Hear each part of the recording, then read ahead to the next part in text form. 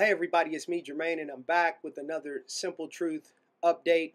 This is not a news update. This is an update on some things that are going to provoke a little bit of thought with people out there. It is no secret that right now, in the times that we're living in, we are dealing with a lot of financial disarray. We're dealing with a lot of turmoil when it comes to the way that government is implementing different laws, different statutes, different regulations upon the people that are causing people to react in many different ways. But the biggest way that they're reacting is a form of complacency. Now, the financial situation, it really and truly shares the mindset that people do not have old values. As the Bible or the Word says, it's talking about the old markers. And what do I mean by that? I want to share with you why I believe that people think the way they think, the way they act, the reason they act the way they act, and as well what the resulting factors of that is. We're in a spiritual decline, a moral decline, and I really and truly believe that many of the things that have to do with the way people think financially has a lot to do with the way they look at things morally and spiritually.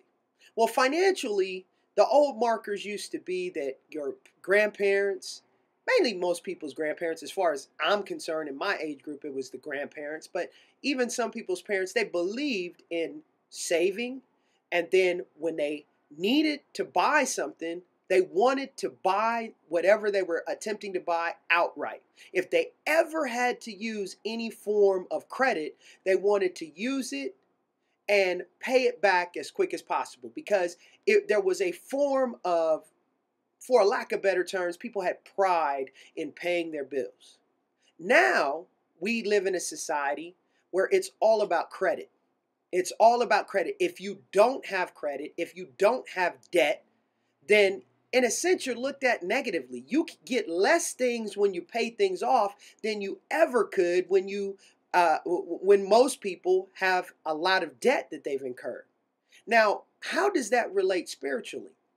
Well, I believe, and I've begun to see, that the society we live in today, we're being taught that we can do less while expecting more from the Most High. And I know you may be saying to yourself, well, Jermaine, what do you mean? What are you saying? Well, I'm saying is that we have little by little moved further and further away from what the Word, the Bible, actually says. And we have twisted, we've warped, we've distorted, and we've even manipulated. When I say we, I mean society as a whole, not myself, because I truly believe the Word. I follow the Word. I'm almost like this. I believe that I will blindly and almost naively believe the Most High over anything that any man says, because He is the ultimate authority. He's the creator of the universe. So because He's the creator of the universe, He must know a little something more than the lowly created. So with that, people believe that as far as the things that the Word has told us, one of the biggest things you hear people say constantly that are out there in the belief of Christianity, they tell you that any form of the law is done away with. It was nailed to the, they say cross, but we do know that it's the tree or the stake. We don't have to do anything. It's done away with. We have grace. Well, that may be partly of what it is. But it doesn't mean that we can just simply be lawless. Because, see, that's the key thing, being lawless. See, Yeshua, Jesus, He paid the price. However, it doesn't afford us the opportunity to be able to do what we choose to do and then pull out our grace card and play it like we're playing a trump card in the game of bid, whisk, or spades. No, That's not what it was meant for, and that's not even what it was intended for. See, the biggest thing that people make the mistake of is they make the mistake of believing that there is some form of plea bargaining when it comes to dealing with the Most High, the judge, the ultimate judge of what we will all have to face one day. See, it was told to me just the other day. I asked the question. I said, I was speaking to a Christian pastor, and I asked the question. I said, when was the Sabbath changed? And he said, well, the Sabbath was never changed.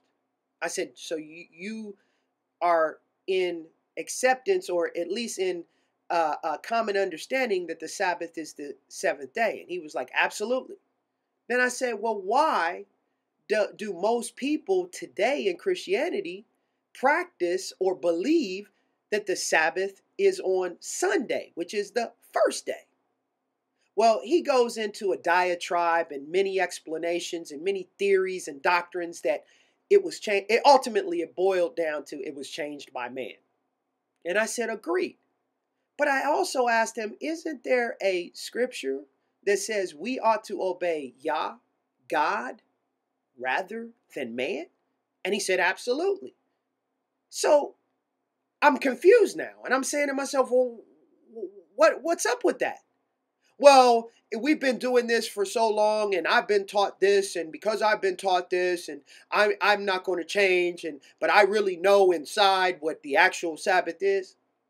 But so what you're saying is that you really show who's more important, whether it be Yah or whether it be man, because you've made the choice. This is me talking to that Christian pastor. You've made the choice that what man has said is more important than what Yah, the Most High, has said. Really, there wasn't any much of an answer after that. And what we have a tendency to find in today's society is that any way that people can find a way to do something to keep them comfortable, to not, as the saying goes, disrupt the apple cart, well, that's the way it's going to be done, even when it comes to the belief. There's another thing that comes my way when I speak to people and I say, what about what we should and shouldn't eat? And I said, doesn't the Bible teach us that there are certain things that are clean and that there are certain things that are unclean? Then they immediately want to take me to the book of Acts, and they want to speak about the vision that Peter had. And they want to say that that relates to food. And as many of us that read the book have a degree of reading comprehension and an even more stronger spirit-led degree of, as I like to call it, truth comprehension, we do understand that that vision that Peter had as it relates to Cornelius and the clean and unclean, it had nothing to do with food. Had nothing to do with food. But see, people don't look at the cultural aspect and how the ancient Hebrews and the Israelites, they believed in a certain way as far as their culture was concerned. And then with all of the different captivities or slaveries, what they began to do is they began to take on many of the ways of those that had made them captive. And when they took on those ways, they began to little by little diminish in the things that the Most High had told or commanded them to do. So they started going away, and became more and more separated. And I don't mean separated as far as set apart, but separated, and a wedge was driven between the people and the Most High. So I ask, if you designed a vehicle, I'm using this as a form of an example to give you a little bit of a working understanding. If you build a vehicle, you designed it, you built it, and you know how it works. Well, what am I saying about a vehicle? Well, I'm talking about the Most High designed this human body. He knows what can go into it and make it function properly, and he knows what shouldn't go into it so that it won't function properly. So back to the vehicle example. You build this vehicle. You give instruction on how to operate this vehicle, how to maintain this vehicle, and you get the opportunity to take the vehicle out on a test run for about a month. And then a few weeks later, you give the designer of the vehicle a call and you say, hey, this vehicle is not performing or doing anything like you said it would. And then the person who designed the vehicle begins to ask a few questions. Are you putting in the proper gas? Are you changing the oil, or at least checking the oil? Are you checking all the other fluids, brake fluid, antifreeze, are these different things? No, I didn't do any of that. And as a matter of fact, you said to put unleaded in it. I've been putting diesel in it. You said to check the oil at least, once a week, and I've never checked it since you gave it to me. And for some reason, it's running hot, and I don't know. I didn't even check the antifreeze. And when I tap on the brakes, it doesn't work well. Ultimately, what I'm trying to say, and the simple truth of the whole matter is, when it comes to this situation is, ladies and gentlemen, if you don't do something the way that it's supposed to be done, how can you expect the results of doing what is supposed to be done? So ultimately, I have the question of, why is it that we feel as a people, as individuals, we can do less and less of what the Most High has told us to do, has instructed us to do, and in most cases commanded us to do, but yet we expect the great amount from Him. I think that people believe that their trust or their belief in the Most High is like buying a lottery ticket. You buy low and you win big. Unfortunately, it's not going to happen like that.